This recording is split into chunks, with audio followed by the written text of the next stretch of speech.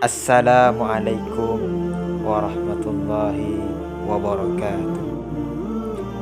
Nama saya Ahmad Jailani, NIM U20193021. Saya dari Prodi Bahasa dan Sastra Arab. Video ini saya buat guna memenuhi tugas akhir semester pada mata kuliah Ilmu Arut. Pada kesempatan kali ini, saya akan membahas mengenai ilmu arut dan bahar kamil. Bismillahirrahmanirrahim. Hamdan wa syukran lillah. Assalatu wassalamu ala rasulillah wa la hawla wa la quwwata illa billah. Amma ba'd. Wahai teman-teman sekalian semuanya, selamat pagi dan selamat berbahagia. Pada kesempatan kali ini, saya akan sedikit membahas mengenai suatu bidang ilmu yang mana bidang ilmu ini masih terdengar asing di kalangan masyarakat, yaitu ilmu arut. Apakah kalian tahu apa itu ilmu arut? Ilmu arut adalah suatu bidang ilmu yang mana ilmu ini berfokus pada pengkajian suatu syair atau ilmu yang menyoal tentang sebuah syair, dan juga ilmu ini menjadi patokan benar tidaknya dan bagus tidaknya suatu syair tersebut. Ilmu arut ini diciptakan oleh seorang ulama yang terkemuka dari bidang sastra dan bahasa. Beliau adalah Imam Khalil bin Ahmad Al-Farahidi. Beliau merupakan seorang ulama terkemuka dan bahkan beliau merupakan guru dari Imam Sibawi.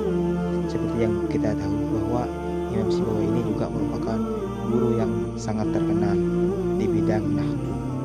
Bagi teman-teman yang mau menganalisa sebuah syair, bidang ilmu ini sangat cocok sekali untuk dijadikan patokan, khususnya bagi pelajar bahasa dan sastra Arab.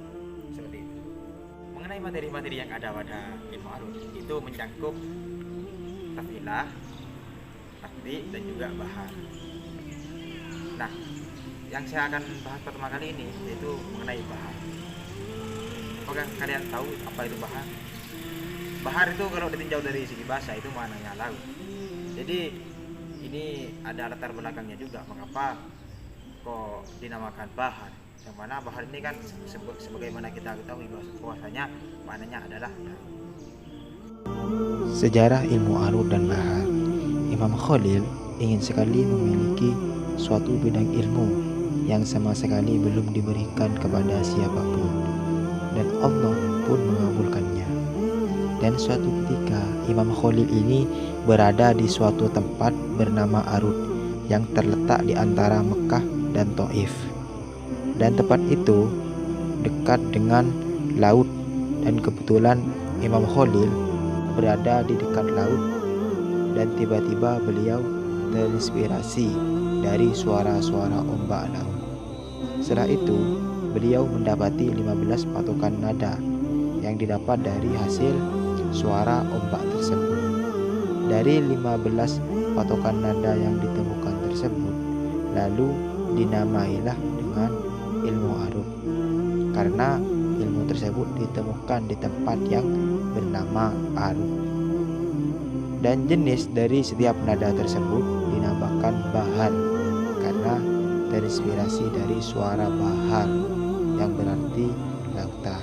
Jadi itulah alasan kenapa dinamakan bahar dan arut seperti itu. Pembahasan ilmu arut ini, bahar di sini dibagi menjadi 16 bahar. Dan yang akan saya bahas ini mengenai bahar tauhid. Jadi tidak akan saya bahas semuanya, tapi saya ambil salah satu dari yang ke-16 bahar tersebut. Pada kesempatan kali ini, saya akan sedikit membahas mengenai bahar kamil. Bahar kamil ini memiliki 6 tafilah, yang mana sebagai berikut: tafa'ilun, tafa'ilun, tafa'ilun, tafa'ilun.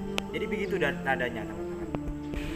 Jadi dalam ilmu arut ini terdapat yang namanya taktik. Taktik itu merupakan cara menganalisis sebuah syair dengan cara memotong-motong syair menjadi beberapa tafilah seperti itu. Dan kali ini saya akan menjelaskan mengenai contoh daripada bahar tawil itu sendiri dan bagaimana proses taktiknya.